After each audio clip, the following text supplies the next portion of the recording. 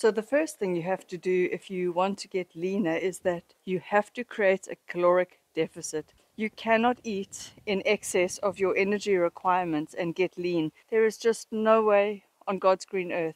Well, unless of course it's protein. Now they say that protein, it's very difficult for the body to store excess protein as body fat, but I wouldn't chance it if I were you. I wouldn't eat in excess of my caloric deficit. And if you want to get lean, there is no way around it, ladies. You have to be in a deficit because getting lean requires your body to burn its own body fat for fuel.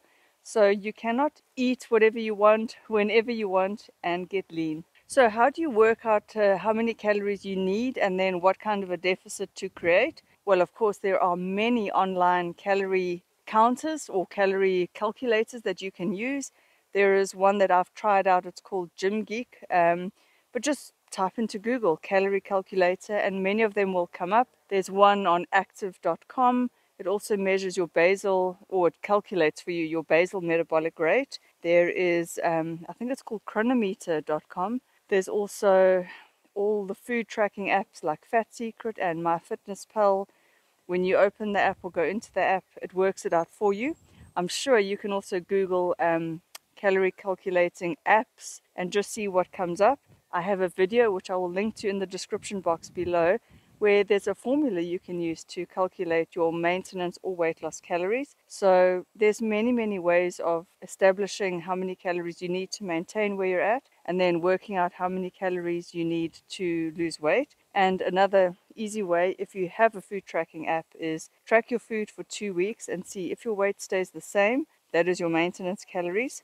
If your weight goes up, that is obviously you're eating in excess. If your weight goes down, you're in a deficit. And it's really that simple.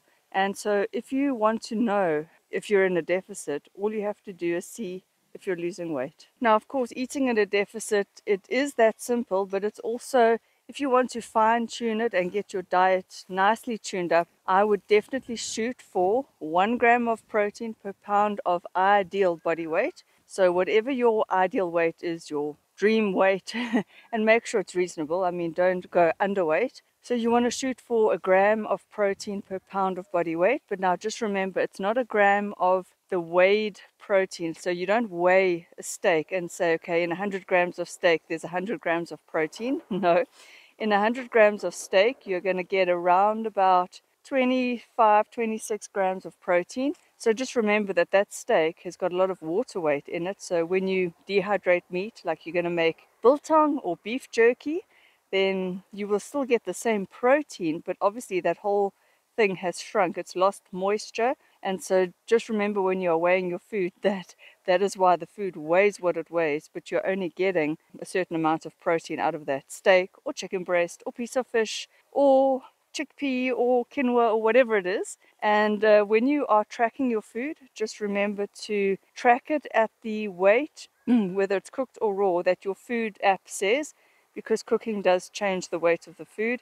Now I know this sounds very complicated and it sounds like a lot, but I promise you, when you dial this in, when you do this for a short period of time, it actually becomes easier and easier. You get more and more used to it. So I would say give yourself a month, play around with a food tracking app if you've never done it before. Just download one, check out Google reviews, see which ones you enjoy, which ones work in the country that you are in, see which ones use the metrics that you guys use, and just play around with it. So if you want to get lean, yes, you can do it fast, but I would take it slow. Slow and steady wins the race with anything. And I mean lean, skinny, toned, in shape, call it what you want.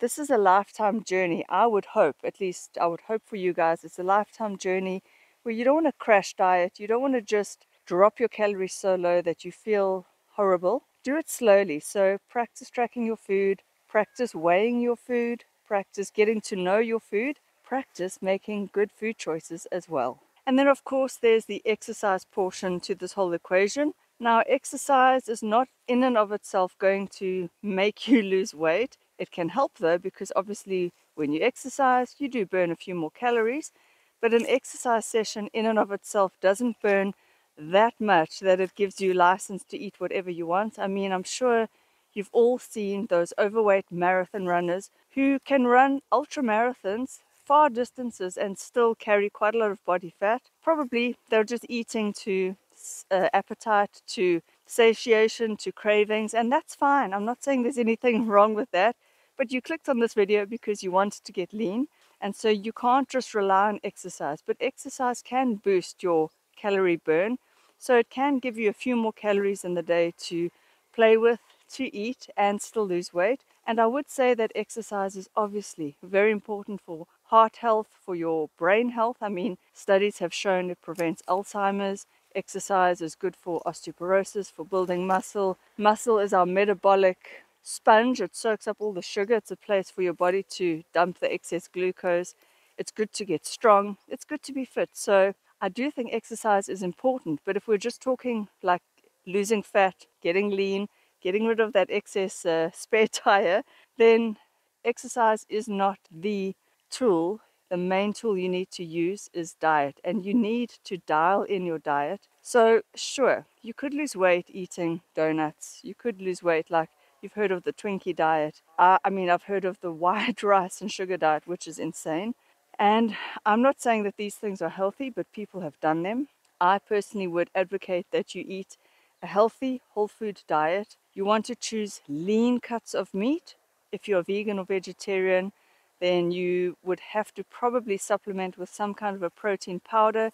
I believe that there are very good pea protein powders out there. I don't know if there's any other sources. Maybe you guys can let me know. But I mean, you can meet your protein needs. Just make sure you're getting enough amino acids, the essential amino acids. And that is why we need enough protein, because there are 9 essential amino acids that our body absolutely needs. It cannot make them. And the theory goes, and I think that this is it sounds accurate to me, the theory goes that if you are not getting enough protein, your body then has to break down its own protein supplies to access those essential amino acids. So look, I don't know, I'm not a doctor or a scientist myself, but it's a theory that makes sense. So make sure you're getting enough protein from lean sources. Include enough fiber. Please, please, please include fiber in your diet.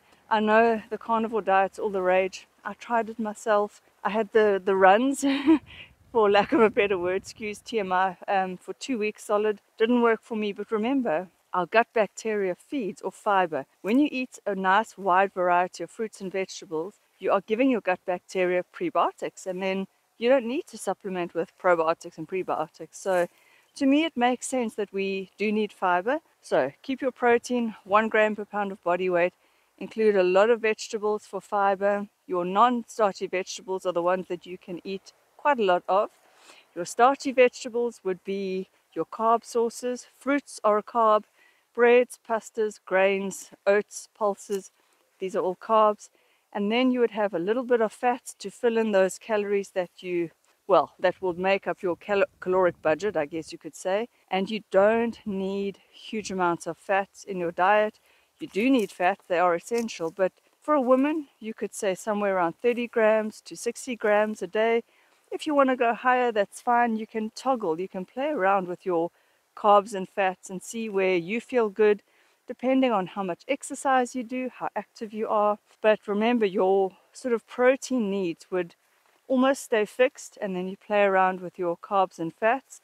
But it is very important to make sure, if you want to lose weight, you need to eat in a slight deficit. I would do a deficit of around about 100 to 200 calories a day for ladies. I wouldn't go too much of a deficit, and then just see what happens. See if you start losing the weight, even if it is 100 grams, 200 grams, shoot for about a pound of weight loss a week, and that's adequate. Sometimes it could be more, that's fine, but I wouldn't try and rush it. And then try and maintain this. So get yourself into the habit of creating these new habits. Get yourself into the habit of always choosing the healthy foods. And just a word on alcohol. I don't think alcohol is very conducive to weight loss. You know, it messes our sleep.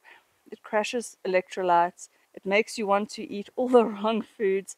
I'm not saying never, but I would definitely limit or cut out alcohol. Make sure you stay relatively normally hydrated, but lemon water doesn't help you lose weight. Apple cider vinegar doesn't help you lose weight. It really is about energy balance. These things, nothing wrong with them, but they are not weight loss tools. Even green tea, I mean, what is the effect? It's probably like 0.5% out of in the bigger picture. So always keep the main thing, and that is a slight caloric deficit, because you want your body to have to now turn to its own fat stores to make up the energy that you need to burn for that day. I mean, it's really, that's what you are doing by creating a little caloric deficit. Your body's saying, oh shit, I need energy, and it's going to burn its own fat stores. That is why you have fat stores, for times of need. And if we never create that time of need, your body's never going to burn it. So you have to just do that. Hunger will come and go in waves. I don't want you to starve yourself, but you just have to realize that there will be a little bit of hunger now and then. If it's a mild little hunger wave, you can ride that wave. But if it's, obviously, if you're chronically hungry, then don't don't allow yourself to be, maybe you're under eating and trying to rush the process. And so just make sure your calories are not too low. Ladies, I wouldn't go much beyond or below 1,000 calories a day. That's for someone who's very little. Depending on how active you are, obviously it does depend, and how much muscle mass you are carrying. But you know, for ladies, an average goodish maintenance caloric value could be 1,500. It depends how big and tall you are, how active you are. For weight loss, it could be 1,300, it could be 1,200, it could be 1,400. It really does depend.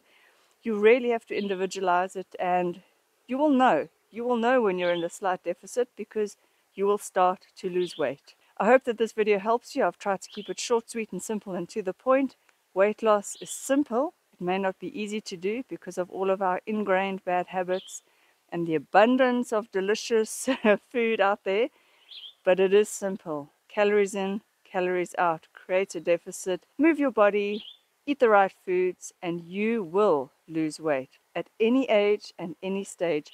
And yes, even in perimenopause, ladies. I will see you guys in the next video. Bye.